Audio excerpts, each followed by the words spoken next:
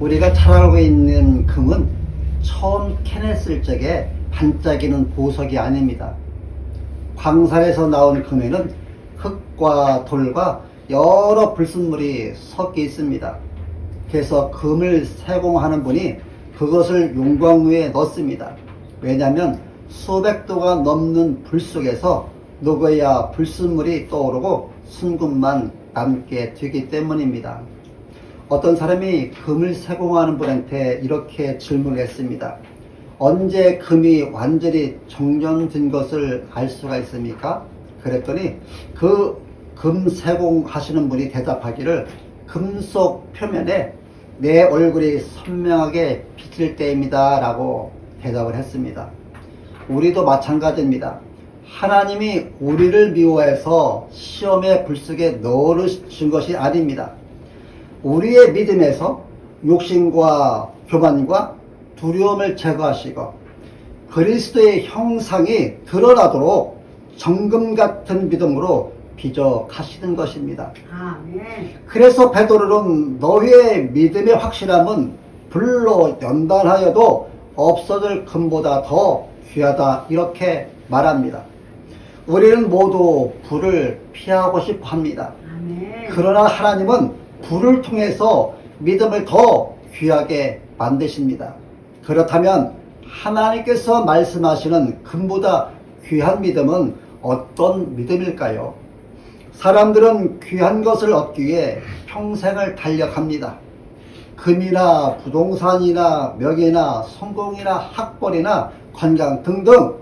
그러나 시간이 지나면 이 모든 것들은 변합니다.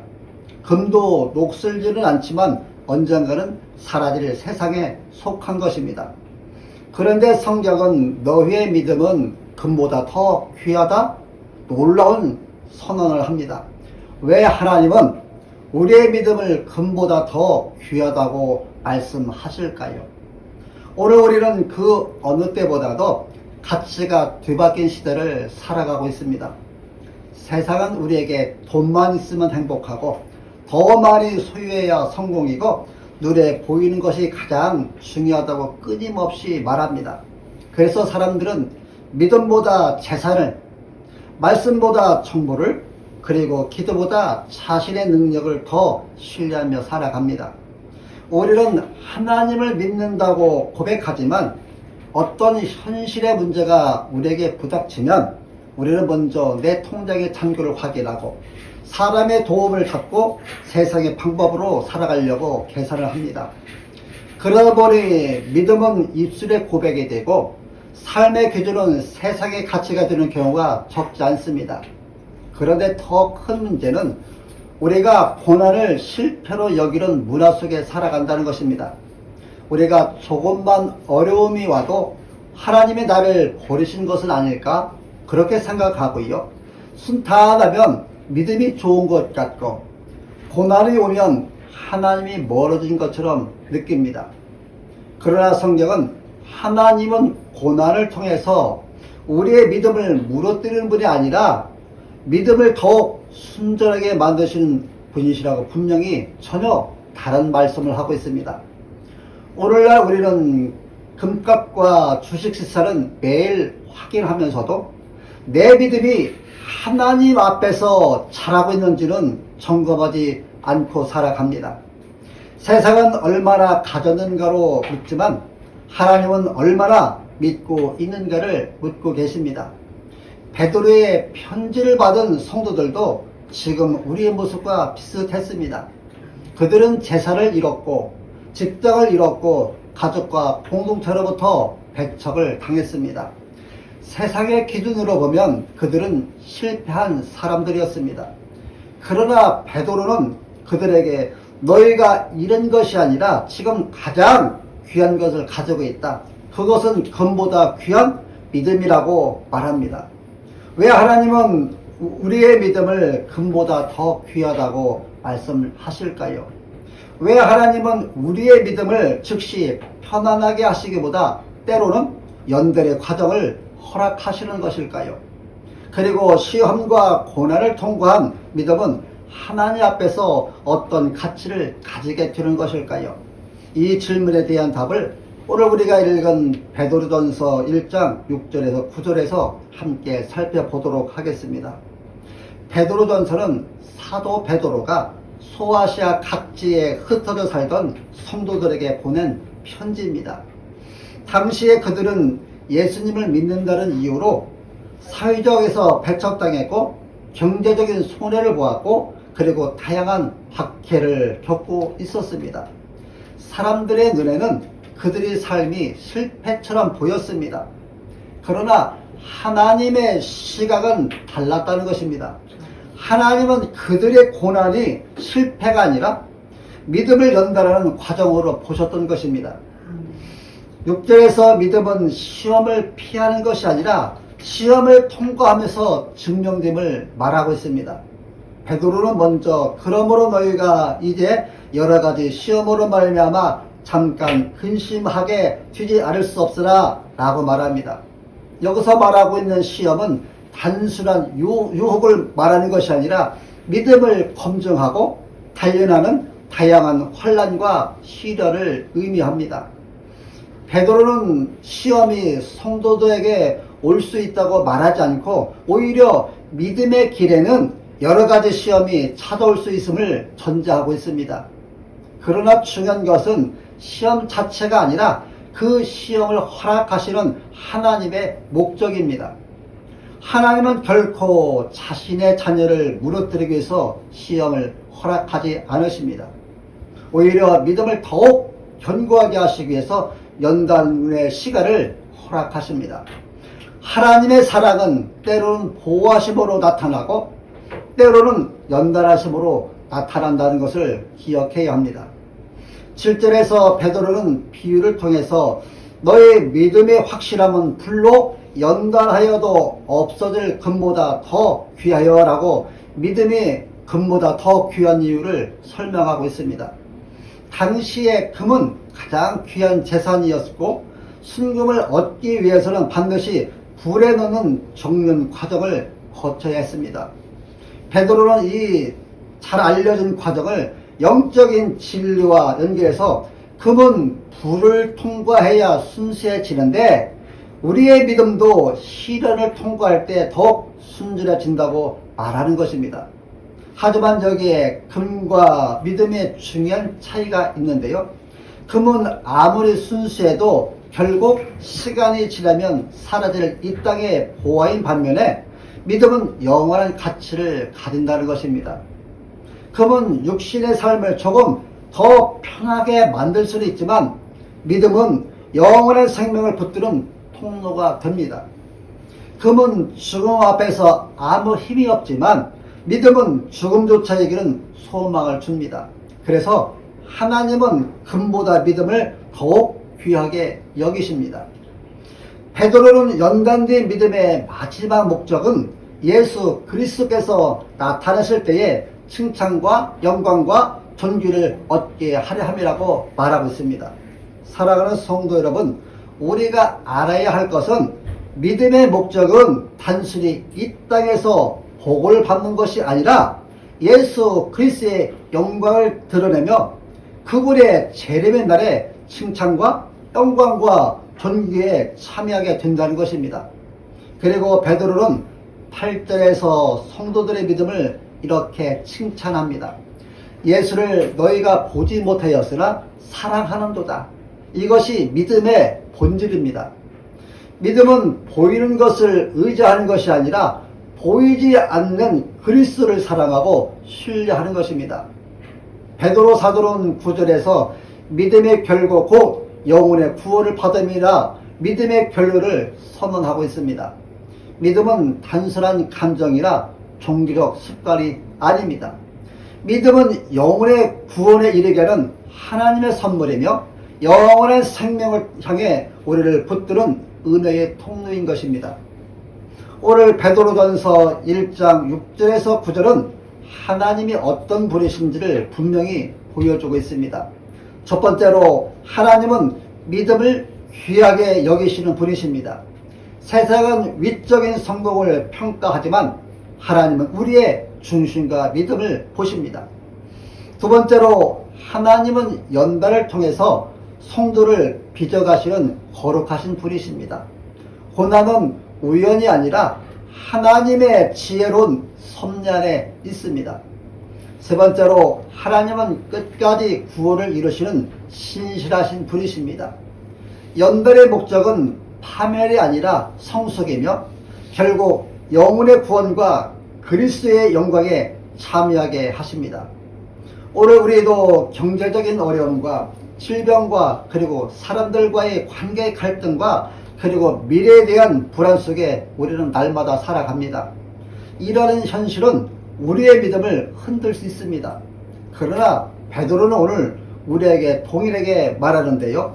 지금 겪는 시험이 당신의 믿음을 무너뜨리는 것이 아니라 하나님께서 금보다 귀한 믿음으로 빚어가신 과정이다. 이렇게 말합니다.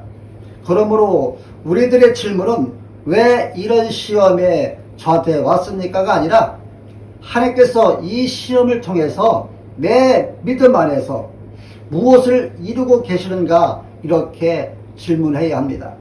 그때 우리는 시험 속에서도 하나님의 선하신 뜻을 신뢰하며 금보다 귀한 믿음을 붙들고 끝까지 그리스도를 바라보는 삶을 살아가게 됩니다.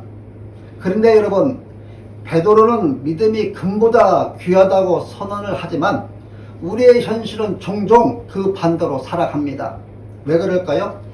첫 번째로 우리는 우리 눈에 보이는 것을 믿고 보이지 않는 하나님을 신뢰하기 어려워하기 때문입니다. 인간의 본성은 눈에 보이는 것을 더 안전하다고 여기며 살아갑니다. 그래서 우리의 통장에 잔고가 얼마 남아있는지가 보이고 큰 집과 비싼 자동차가 보이고 좋은 직장과 멋진 몸매가 보입니다. 그러나 안타깝게도 하나님은 보이지 않습니다. 그래서 우리는 입술로는 하나님을 믿는다고 말하면서도 실제 우리의 삶에서는 보이는 것을 더 의지하며 살아갑니다.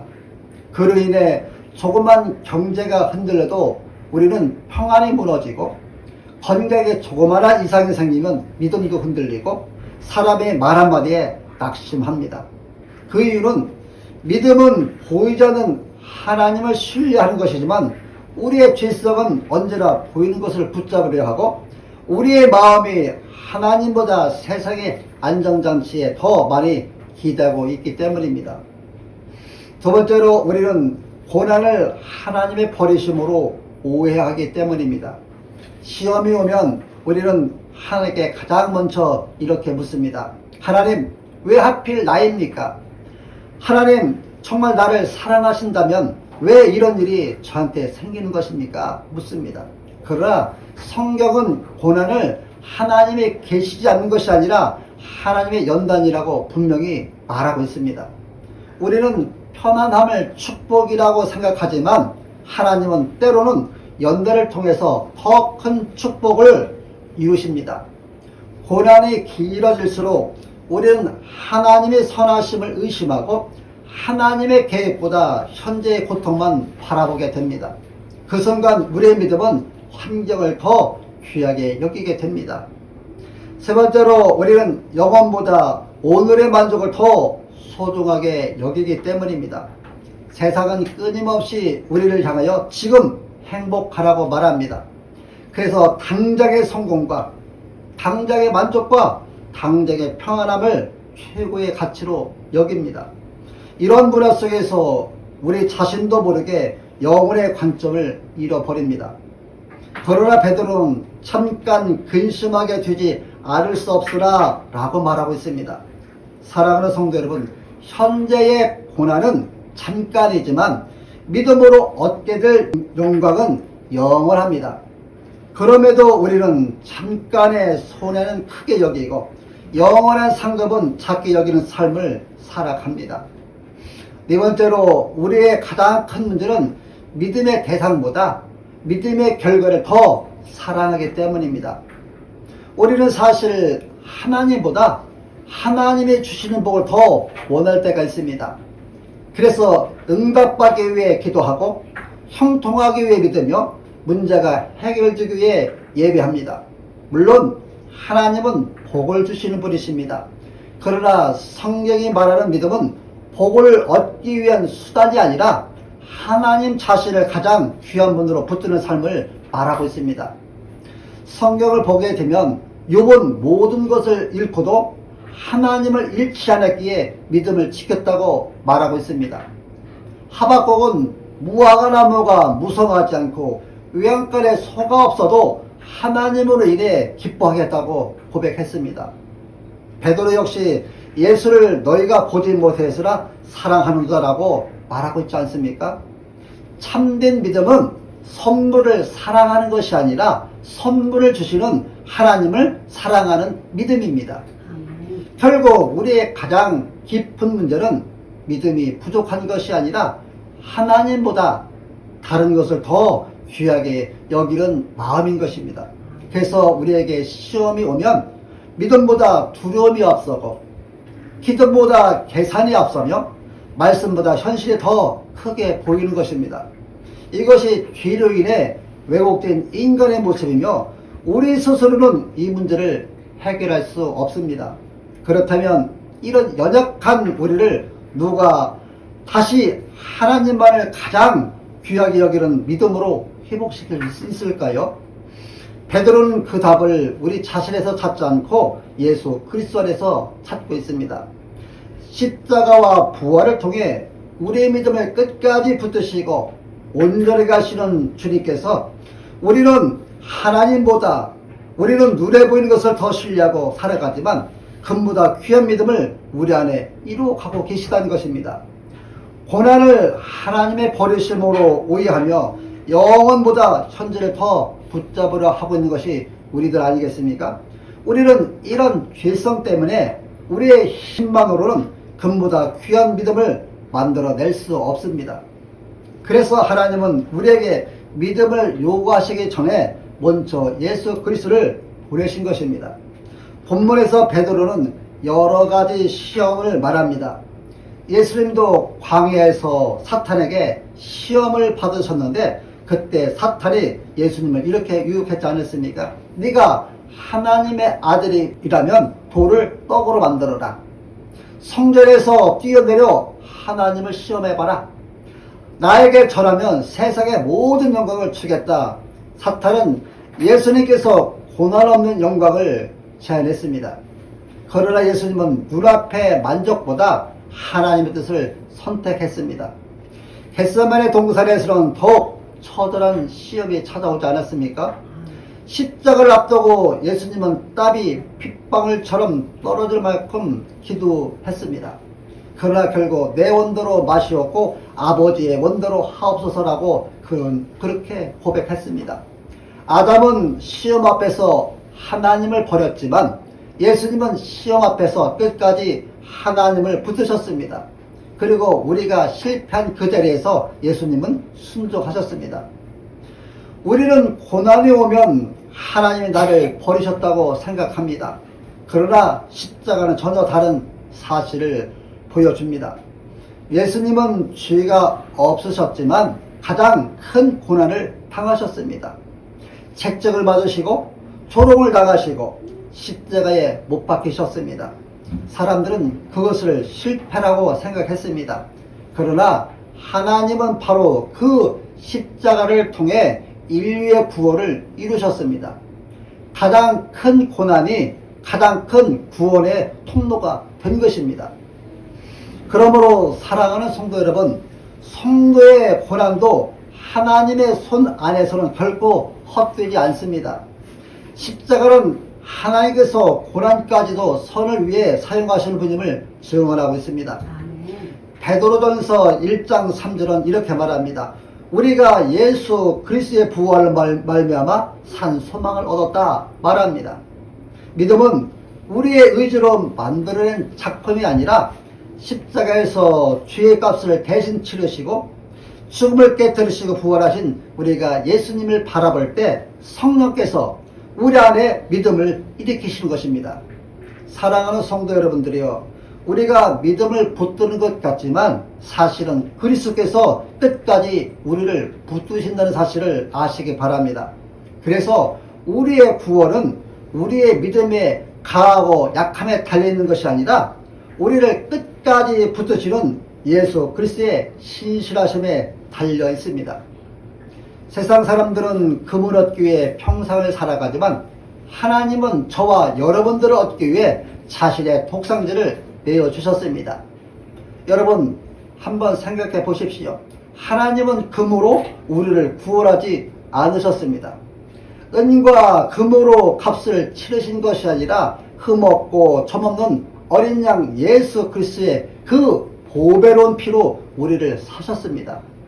이 사실은 무엇을 말해주는 것입니까?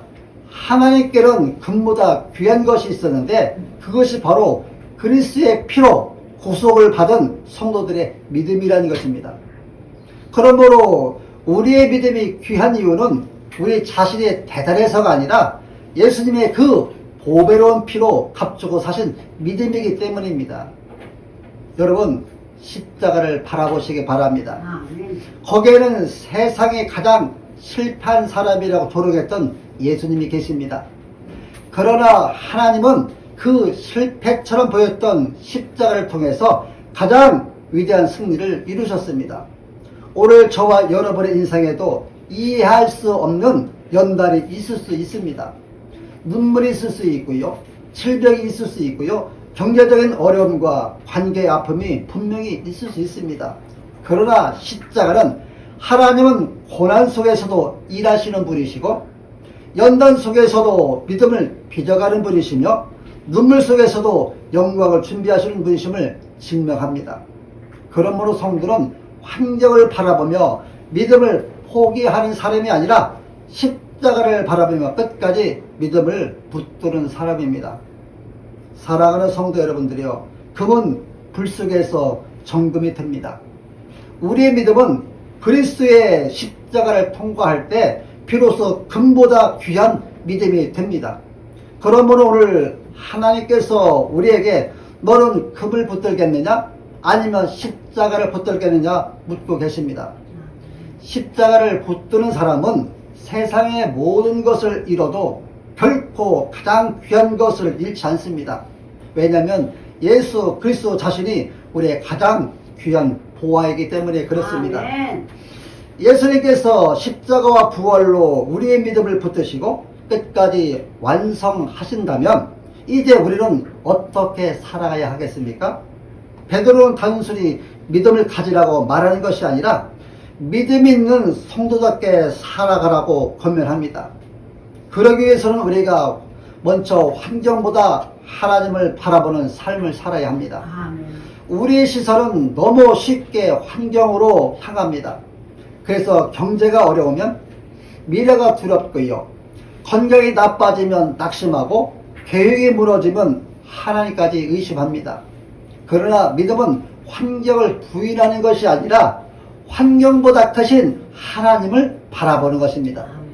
다윗은 골리앗보다 하나님을 크게 보았습니다. 베드로는 풍랑을 바라볼 때는 물에 빠졌지만 예수님을 바라볼 때 물 위를 걸었습니다. 우리도 매일 문제를 바라볼 것인가 아니면 문제를 다스리시는 하나님을 바라볼 것인가 선택해야 합니다. 참된 믿음은 현실을 무시하는 것이 아니라 현실 가운데서도 하나님을 더 크게 보는 것입니다. 두 번째로 우리는 시험을 만날 때 낙심보다 진리를 선택해야 합니다. 시험은 믿음이 없는 사람에게 오는 것이 아니라 오히려 하나님을 사랑하는 사람에게도 찾아온다는 것입니다. 중요한 것은 시험이 아니라 시험을 대하는 태도입니다. 여러분에게 시험이 오면 하나님 왜 이런 일이 저한테 생겼습니까? 보다 하나님 이 일을 통해 제 믿음을 어떻게 빚어가고 계십니까? 라고 기도하시기 바랍니다. 아멘. 성도 여러분, 이 질문이 여러분들의 믿음을 성숙하게 만들 것입니다. 연단은 하나님의 외면이 아니라 하나님의 손길이라는 것을 아시기 바랍니다. 불이 금을 태우는 것이 아니라 정금으로 만드는 것처럼 하나님은 시험이란 연단을 통해서 우리를 더욱 그리스도를 닮게 하십니다. 세 번째로 세상의 보화보다 예수 그리스도를 가장 귀하게 여기시기 바랍니다. 예수님은 너희 보물이 있는 그곳에 너의 마음도 있다고 말씀하고 있습니다. 아멘. 내 마음이, 내 생각이 무엇을 많이 생각하고 있는지, 또 무엇을 이룰까 가장 두려워하고 있는지를 보게 되면 내가 무엇을 보물로 여기고 있는지를 알 수 있습니다. 우리가 살아가노라면 돈이 필요하고 건강과 가정이 중요합니다. 그러나 그것들이 우리의 구원이 될 수는 없다는 것입니다. 우리의 최고의 보안은 바로 예수 그리스도이십니다. 예수님을 잃지 않는 사람은 세상에 많은 것을 잃어도 가장 중요한 것을 잃지 않은 사람인 것입니다. 네 번째로 영원한 소망을 바라보며 오늘을 살아야 합니다. 베드로는 현재의 시험보다 장차 나타날 영광을 바라보았습니다. 우리도 눈앞의 현실만 보지 마시고 하나님께서 약속하신 영혼을 바라보아야 합니다. 오늘의 눈물은 영원하지 않고요, 오늘의 고난도 끝이 있습니다.